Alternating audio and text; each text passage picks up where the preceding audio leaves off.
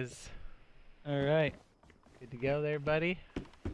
Yes, sir. Alright, so hopefully this isn't terribly dark for everybody.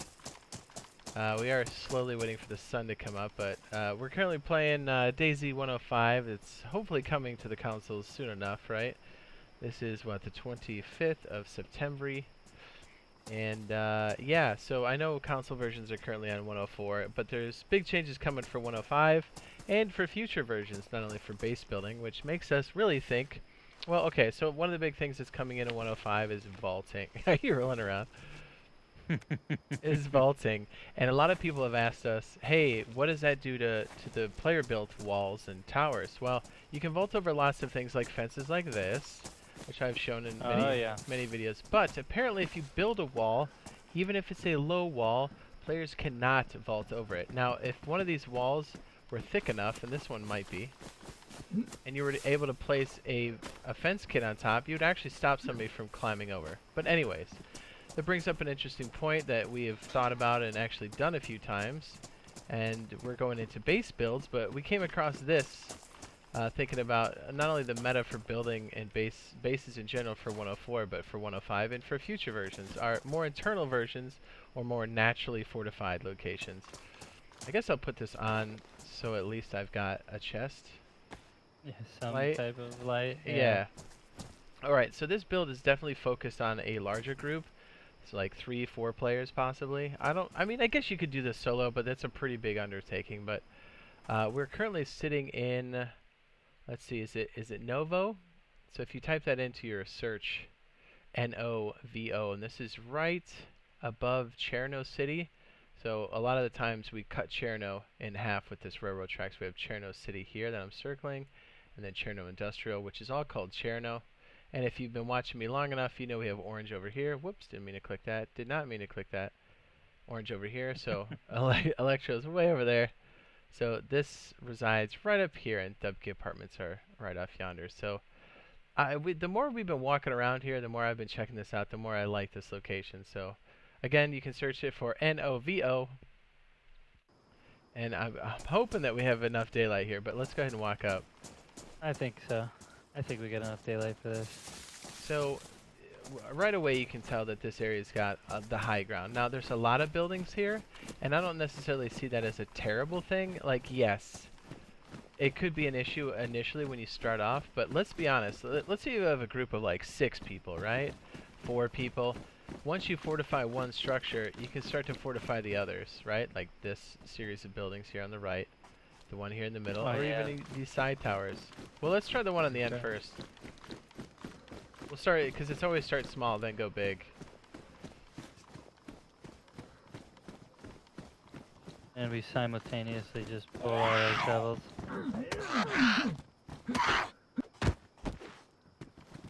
Hopefully the sun comes up for us. Should. I hope so. It looks so dark. We got enough. We got enough daylight. It doesn't look too dark on mine, so we should be alright. Alright, so you can start off on a building like this, and honestly, I think well, we'll just get up there first. So you've already seen we've done a couple builds where you use these prefab buildings, which are fantastic because you could start off by roping off this entryway, which I wouldn't really recommend initially because the benches and the way these concrete slabs come down or these dumpsters make it hard to rope off. Like you have to, oh geez, you have to make it wider than you want it to start with. So I'd highly recommend, get worked. I'd highly recommend starting off with an interior gate or even an obstruction of some sort. Let me whip out my old bingo. So as you come up here, come on now. Should be able to place one of the gates in this hallway here, and again on the consoles, once you have it should fit. I think it's wide enough. Well, once you have your fence kit out, you can hit up on the D-pad, PlayStation and the Xbox, and it'll start to rotate it. And I'm not sure if we can fit it in this hallway, but one of the hallways you can definitely fit it in. So if you can fit a fence kit there, then you can turn it into a gate as you start to go up. So you can create all these different airlocks as you go up. And as we found in some of the other builds, once we get to the top here, you can also create a gate. Go ahead and walk up there. Try not to barf. create more doorways, more gates. You can create little loot pockets here. You've seen us do it on a number of occasions, a number of builds, as you see us play on the console all the time. We did this a lot in 102, done it in 104. You know how we do it. All right, Oh yeah, I'm a big fan of loot pockets inside of buildings. It's one of my favorite things to do, especially when you're building. Especially when you have like a big squad of people, you kind of want to start separating the loot and organizing it. At least that's me with OCD. I mean, you could spread it out however you want, but um, this type of location, when you start really cracking down and get towards the end game with your gear, your ghillie, your cars, uh, your sea chests, your barrels, everything. A location like this, like Jade's saying, is you want to make airlocks going all the way up, if you can, if it's provided, you know, having enough room in it. And you want to kind of like just be able to rope off any area, right? So obviously, like Jade's saying, beginning you want to rope off, you know, the bottom and just start one airlock, right? Just one gate, you're good to go. That's the cheapest way to go. That's the most efficient way to go because when you're first starting off with a big squad and you want to move to a different base location, you want to be able to have a base cheaply built until you can gather enough mats to fortify your area.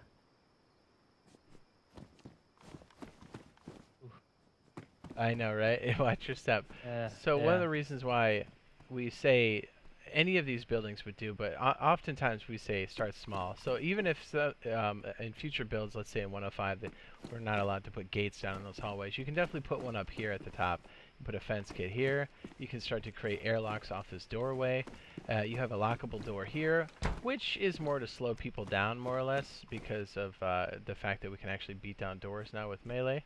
Well, we've had that in 104, but we're currently showing this in 105. But one of the downsides to this is the fact that anybody in the valley will be able to see the silhouette on top of this building, including at nighttime. This one silhouettes a lot. So once you build on the roof, you're letting everybody know you're here. Now, if you start on the interior, as we suggested, to not do any exterior walls here, but you do everything inside and create your little loot pockets and prefabrication stuff, like you know, you're getting all your logs together. Do them in the apartments section so nobody can see you. Try not to put tents up here until you're ready to really make a foothold and a large footprint here, because you're gonna attract anybody in this area, and this is a high traffic area. I mean, looking back at the map, this is close to a jump zone, which is around here.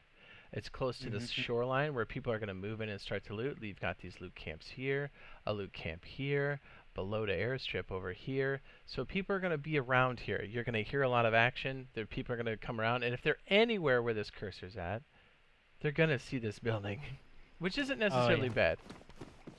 No, it's not bad. It's just the reason for the high traffic area is because, okay, let's face it, you are able to build here with your squad, right? You guys get together, you guys all like BSing, and you want to start grinding out and getting that really top tier end game base, right? This is what you look for for a squad base. Now, when you're looking over here, you got a military camp up that road. You also have a water well within this little tiny town that's below us. And then what Jade was pointing out earlier before we went over this is there's actually visibly with a scope or binoculars, there are 3 car spawns in the area. Ah, yes. So you have what? Your food, your water, your cars, right? That you need to travel. And then you have a military camp close. And we have one of our favorite base locations that are up the road. It's the power plant that we've both went over before. But like I said before in prior like squad-based build videos, this right here is probably one of your, I would say, one of the best locations due to the fact of the transportation that spawns around you. along with having a lot of these little towns to loot through. Um, Obviously, you got the high ground. That's great. Anybody kind of sieging the bottom, you can pick off as they come up to you. And like Jade was pointing out earlier, although you do have like the high ground advantage for people that are close to you, there is these valleys. People with tundras, Lars, stuff like that, with good scopes, they're gonna be able to see you. And you want to double stack that wall. Once you get up here and you know you want to start building up here, you got to make that decision. Am I fortified enough at the bottom first? Then you start moving in all the big stuff, your tents and whatnot. And let's face it too, right? You get all these car spawns here. You could build between these buildings here, these apartments, and you can make your own, like, you can fabricate your own garage, you know? Put some watchtowers in the area. And let's face it, there's so many apartments here, and what I've noticed from kind of like a tactical standpoint when you're looking at DayZ squad base builds is that you have different levels of apartments. Each one has a different, is built on a different level of ground, right? So, who's to say you can't put little watchtowers on each one of these buildings in order to be able to watch the surrounding area for incoming player traffic as you progress through DayZ? Well, check this out to kind of build off what you were saying earlier. Not only can you spot car spawns here, sometimes just with the naked eye, but if you have binoculars or even any form of optics for any of your guns, you can see, I think it's, what is it, 6 spawns? There's one here, that's inland. The statues represents towards the shoreline there. And to the right of the statue over here by these other apartments is like below the direction.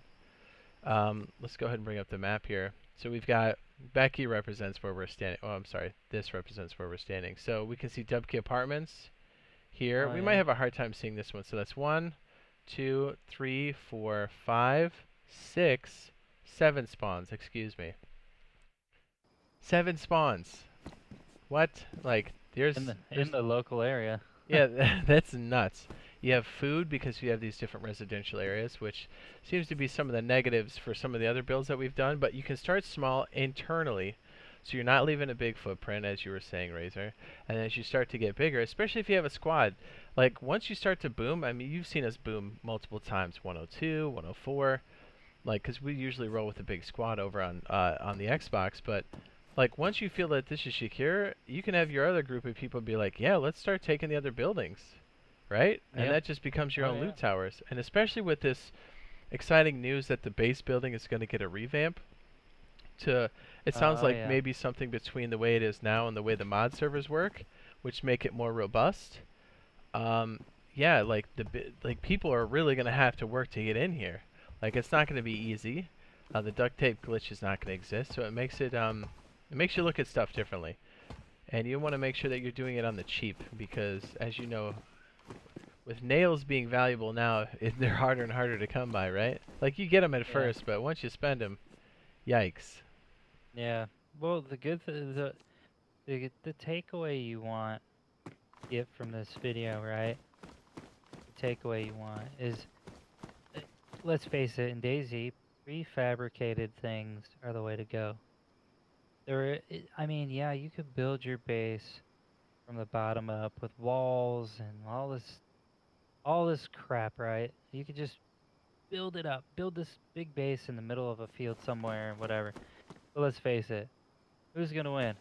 The guy that's built over here in the middle of the field that built his base from the ground up, or the guy that built inside a prefabricated apartment with 30 different rooms that are locked individually with a lockpick that has one door that you can't break inside, and then all of a sudden you find out he has 10 doors within this prefabricated structure to where you can't even get to the top, and that's where all his major loot is. I mean, I think I'm winning when it comes to prefabricated, And that's just one building. bases. What Yeah, happens when you expand with your crew to the next building, like right next to us? and let's face it, if you do take over a building with this size of this magnitude, this is a good springboard into starting to experiment like the transportation and like taking cars out into the distance with the material you gather from this local area. You start building different types of fobs all over the map, and this is kind of like your headquarters, you know.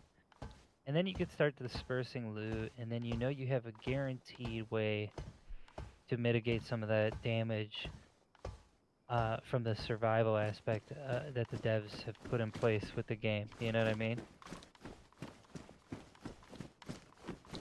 Yeah, Which I don't know. The buildings like this, man, they really, really get me going. The builds like this. yeah, they become their own strongholds in their own right. And if we step Mm-hmm. downstairs, you can kind of see, and you can pick any one of these buildings, but obviously you want to pick something that you can pinch off on the cheap early. I mean, you've always seen us in almost every build we do. We're like, look, start small, then go big, because if you take off more than you can, I almost fell down that shaft again. If you take off more than I can't, I slid in there by accident. Dude, I almost took a ride downstairs.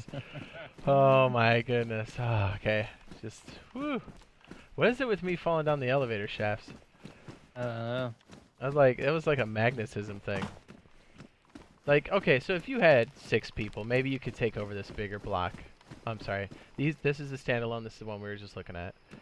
There's another standalone right here, but then there's a double over here. Maybe you're big enough to do that, you know? Go for it. But just remember, you have 2 entrances you have to deal with, because people can always go all the way up this tower and then cross the rooftop and then come down through the top. So you've got more points to cover up. But again, you've seen us do it multiple times on almost every version. Even with a smaller group, we go big and hard fast. That sounds really yeah. bad. But here, this is what Razor was talking about earlier, just to kind of see it in context. And that's an excellent point. Once you've got this tower secured, you can create a small car pen down here. And then once you've got like little towers in here in between, you can stick tents in between here. You can stick vehicle Oh pens. yeah. And look, this has got cover. These have trees in the way, so who's gonna see that? You know what I mean? Well, not only that, but like, even if you want to like kind of play mind games with people, especially when it comes to PvP and stuff, I'm not a big fan of keeping my loot in the same area I live. Like, I like obviously food and necessities I have near me at all times, like cars and stuff. Who's to say I don't build a fake car pen there and then I don't stash my car up there in the mountain in the woods? I mean, there's a lot of different things you could do with a build like this. I mean, and I'm not going to get too much into it because obviously we were just kind of going over this single structure build. But this double wide here that Jade was talking about, the good thing about these is it's double, right? So you go up one side and go to the other, right? So you block them both off. Somebody raids one side, you could always take the loot down the other side, or if you're going to PvP them, you know, go on the opposite side and go over. Kind of like a way to traverse and have a tandem in between the PvP action. That way you can kind of gather some stuff on the other side to counter raid the opposing squad trying to get into your stuff. But like each building's unique in their own way. The single builds, obviously, that's more of a I don't know. That's more conducive to your a squad functioning properly compared to the double wides. At least that's in my opinion, because I don't want anybody to be able to come up over the roof onto the other side and clap me. You know what I mean? Yeah, not until And you're like big enough. That's just that's kind of my spin on it. and it costs a lot to, rope all this stuff off. Yeah, even if you're going internal, like if you've done any Hmm. building to any degree, you see that this stuff adds up To any quickly. level. Yeah, Uh, it adds up stupid quick. yep. And just to give you kind of like an idea of what's going on in the local area, like he was saying, you definitely have all these residential areas down here. The water well's just up the hill there. And I mean, you're near Cherno, so you can definitely loot it up, bring it back. And once you get those cars operational, you'll be good, you know? Yeah, This is just kind of like one of those locations that we wanted to point out. Again, I've covered multiple base locations for squads, solo players, and stuff like that with Jade. And this is kind of a real, hidden gem. A lot of people just see these apartments and are like, oh, it's empty, cool. But realistically, man, when it comes to the big squad and end game stuff, these are the type of structures you're gonna go after. With 1.5 coming out with the vaulting and stuff like that, guess what? Even if you could vault over player walls, when you put those walls inside the entrance of these buildings, you couldn't even vault over it if you tried because it goes up to the roof practically. Yeah. It's super Oh hot. yeah, this is a prime location. Look forward to seeing us build up in one of these nice apartments, and make sure you keep in mind that this is what a big squad is looking for. Another hot base location, and over the next, days, weeks, and stuff, as we start to build more. Hopefully, this is out on console and we get to do it in our actual living environment. But we'll be kind of building up on these as we're playing around with 105 and other locations, so you guys can actually see how this is implemented. But we thought we'd cover some bigger swings on some of these base locations, especially close to the shoreline. And again, this is NOVO. I don't know how to say it, but you can search that in any third-party application or interactive map, NOVO, and it's just above Cherno City. And I'll zoom back a little bit so you guys can get an idea of where it's at. Yeah, so if you found the video, the guide helpful, be sure to drop a like on the video. And be sure to check out RazorTube's YouTube channel. He posts daily DayZ content over there. And my channel, Jade Monkey, I do post daily DayZ content as well. And my DayZ highlights playlist, also listed in my description below, and probably in my comments below as well, depending on when and where you're seeing this. Make sure you guys drop those subs, follows, and likes, baby. I love building. That's pretty much it for this base location. Hopefully you guys enjoyed it, and I will catch you in my next base location video or on stream.